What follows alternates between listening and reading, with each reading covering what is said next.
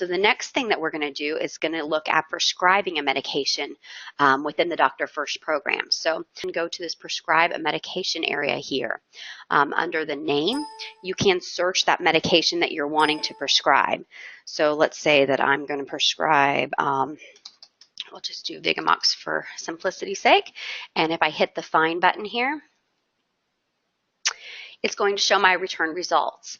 You'll notice that all brand names are going to be indicated by a capital letter as the first letter of the name of the medication, and then all generic medications are going to be in lowercase. So if I wanted to prescribe the generic Vigamox, I could select the hyperlink here, and it's going to then on my prescription, it's going to populate that name versus the brand name. I can even get as specific as the bottle size. So if this was a medication that came in 3 different bottle sizes, a 3, a 5, and a 10 ml, then it would have all those selections here as well.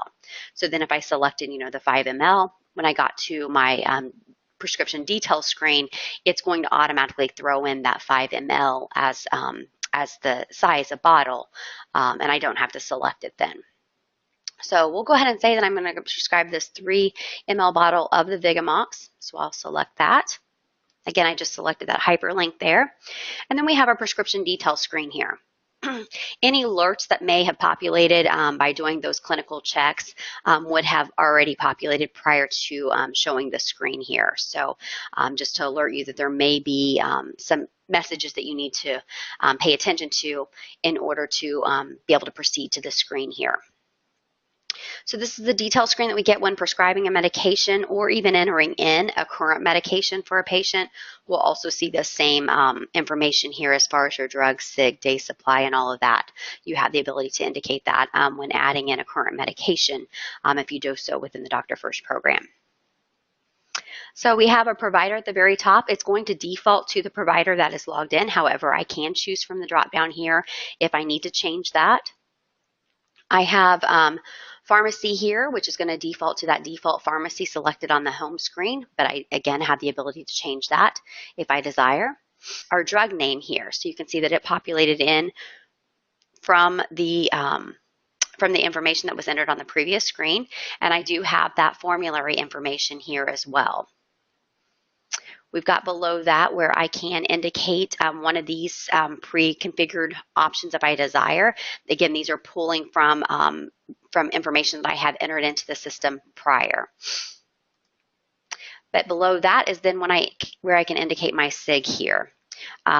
This is going to adapt to the medication that is selected. So you'll notice that it automatically pulled in the word instill here, and it only gave us selections that would apply to this particular medication. So it doesn't give you all that those options like take, 1 pill. It filters those out for us. So that's nice that we only have the options that would apply for this particular medication in context here. So we have instill 1 drop into the right eye 3 times a day, and then we have as directed here. Again, it pulled all the information it could from the information I entered on the previous screen. We have a day supply, 7 days. Again, I did not indicate this anywhere. However, last time I prescribed the Vigamox and I was logged in as this provider, I indicated 7 days as the day supply. So the system remembers that and it pulls that information in for you automatically. Again, I can change that if I desire though. We have our quantity 3 ml, which I indicated on the previous screen. We have our refills, which again, it pulled from this provider's saved selections that have been made in the past. And then we have a field for directions to pharmacist, as well as additional directions to patient. So you can complete these fields if you desire. We can fill in a primary diagnosis and a secondary diagnosis if we wish to indicate that information. And then we have a comments field here that's going to be for office use only, for maybe inter-office communication here. You can enter in comments if you desire. So we'll go ahead and hit the continue button after I have indicated all my details for the prescription. We can hit the continue button. And at this point in time, we have another chance to review the prescription here. It tells us what pharmacy it's going to. Because I indicated a day supply for this particular medication, it did auto-check this box here to stop the medication on this particular date. It auto-calculates that for you.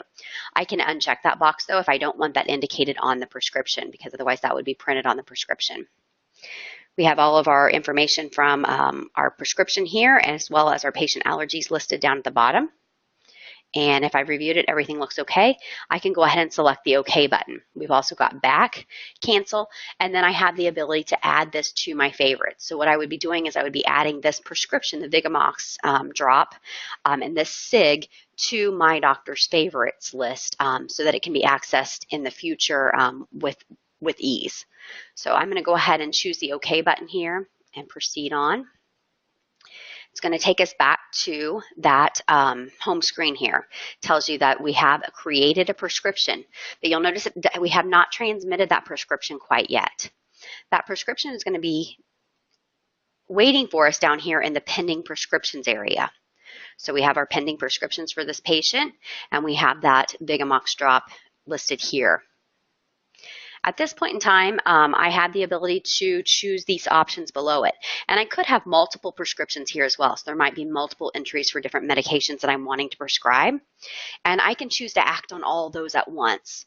If I don't want to act on all of them, I can unselect the checkbox and then just act on those that I desire by utilizing these buttons below here. So we'll go ahead and check our Vigamox drop. We have a few different options here. We have the send button, which is obviously going to send that. It's going to transmit the RX to the pharmacy. We have our send and print, which is going to transmit the RX and print out a watermarked or non-legal copy of the RX just for our records.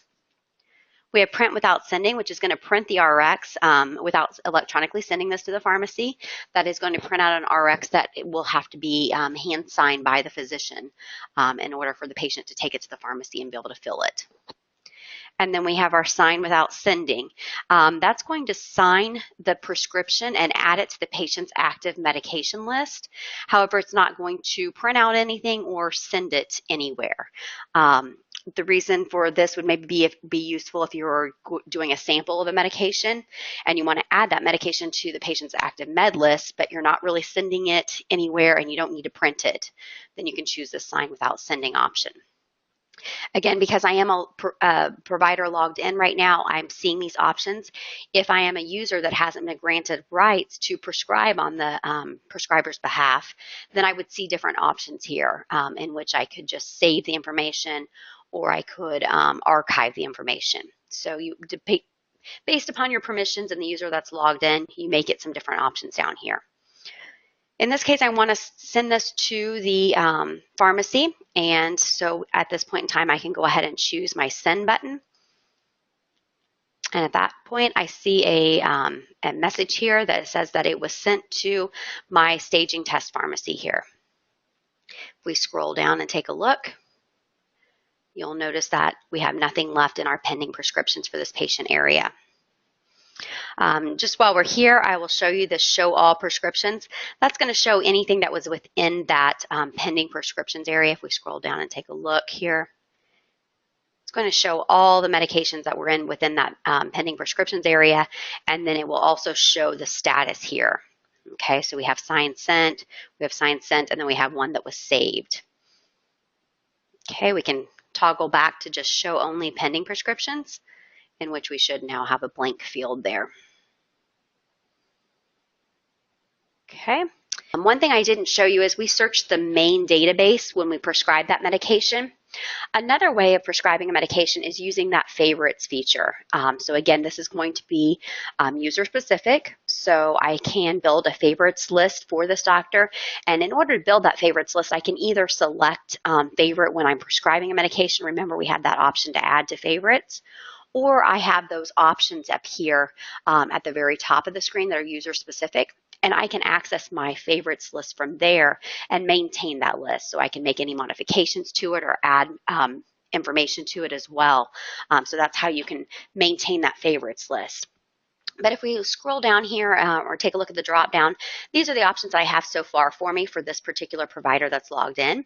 And if I wanted to prescribe from my favorites list for a medication, let's go ahead and choose this Lotemax here.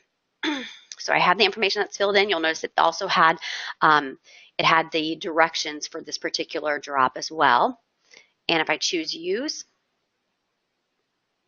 it did it gave me a little alert up here. It tells me the duration is not specified and cannot be calculated, but that's okay. We're going to go ahead and scroll down. You'll see it down here at the very bottom in our pending prescriptions for this area. So again, I just chose favorites. I selected something from there, chose my use button, and from here, I can go ahead and send that directly to the pharmacy. Once I reviewed it and everything looks correctly, I can go ahead and hit my send. And it tells me that that was sent. It was signed and sent to the test pharmacy. So you can see the ease of using that favorites drop down there. So if you build up that list and you have a lot of entries in there, or if you just have, your main medications that you prescribe on a regular basis within that favorites list, then utilizing this drop down here makes it a very quick process.